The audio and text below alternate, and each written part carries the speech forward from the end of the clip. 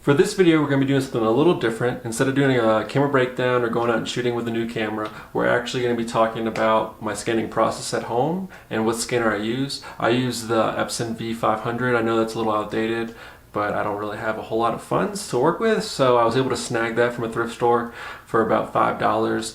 It didn't have the scanning trays in the machine at all, so I did have to buy those offline, which wasn't too bad. I got them for like $30. I got the 35mm and the 120, so that was great. And yeah, so we're just going to go over the process, how I scan my negatives in, and let's jump into it. Enjoy. Alright, so this is the Epson 500 scanner. I have the two trays. This one's for 35mm and this one's for 120. Today we're going to be doing the 120 scans, just to give you an idea. And then all you pretty much do is you slide it in there, put this down, and then pop it in. Before you do that though, make sure that you take off this piece so the light can actually come through the top to scan. And yeah, so let me grab those negatives and we will start scanning. We're going to use some scans from my hike from Tent Rocks the other week. Let's see which ones we can start with. Let's go with this set. The thing about 120 film scanning with this, it takes a lot longer than 35mm, obviously, because it's a lot larger. So what you want to do is see how it has the numbering, and by numbering I mean lettering. Sorry, I know the difference. Trust me. All right. So you want the numbering to be the same. By numbering I mean lettering again. So you can only do one at a time with this, at least for my medium format. If I was shooting my 645s or something, I could probably do two at a time. But because I'm doing my 6x9, it's a little different. Alright, so then you open it up and then you align the letter with the letter on the side. So this is B, so B's right there. And start it like that. Close it down, turn it on the side, and then scan it over. Alright, now that I have the negatives in the tray and also in the scanner, we can start scanning them over. We're going to open up Epson Scan. The software is a bit dated. I mean, it says 2002, so that just gives you an idea. These are the settings I normally use. Whoops, sorry about that. So it's color negative, film, 120, and then uncheck color restoration. I'll check that later most likely. And you also have all these adjustments you can do. You do those after you preview it though. You can't do it beforehand obviously because you don't know what you're getting. For the resolution I usually do 1200 DPI. That's decent for social media. If I was going to print it out I would definitely shoot it up to higher, maybe like 32 or even 64. Depends on how big the print I'm going to do. But for now we're just going to keep it at 1200. And let's scan it over. And by scanning I mean previewing. So we're going to preview it and then choose which one, and by which one, sorry I'm so focused on 35mm scans. We're going to do one at a time obviously, but we want to preview it, get an idea of what it's going to look like first, make sure there's no dust. Alright, so that's the negative. First thing you want to do is select just that, click zoom, and then just focus just on that one negative.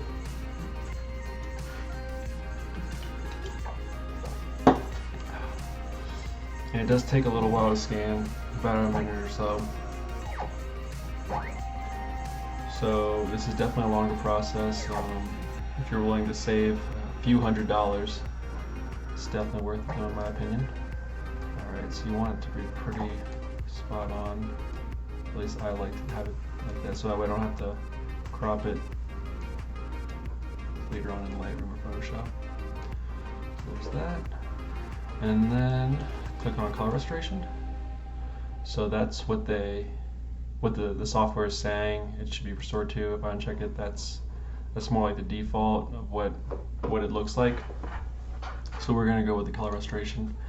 And then if you want to do any other adjustments, you could in this section. You could do the histogram, and then tone, and then image, like coloring and whatnot, lighting. So we're just going to do that and make sure it's cropped pretty close. And then just click scan. Choose where you want it to go. I usually just do sets for each batch of batches. For the batches of negatives, I do a set for each. So I'm just going to choose desktop. So I'm just going to shoot straight to my desktop, hit OK. Alright.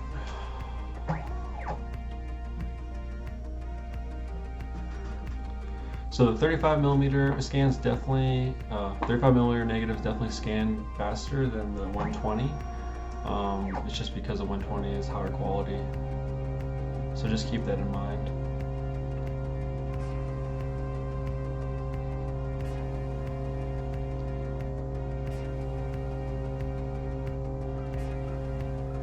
See, 2 minutes. It's slower. I was just doing 35mm and it was like a minute or under.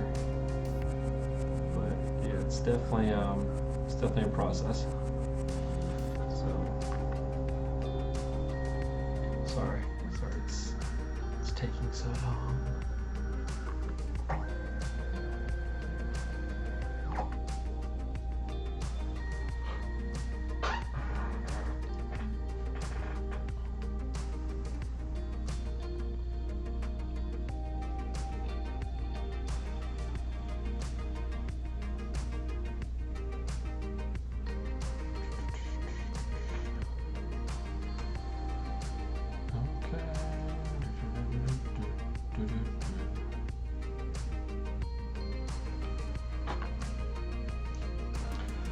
Any moment now.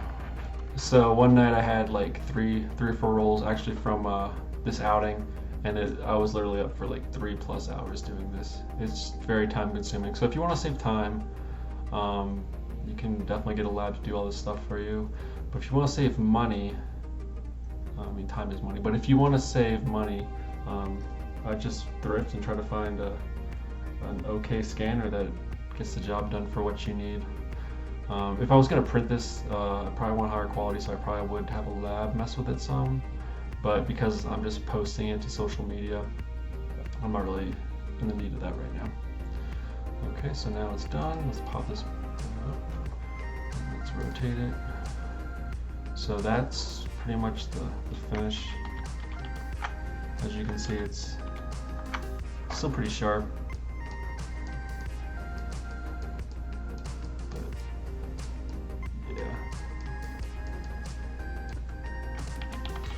And that's how you scan over negatives with the V500.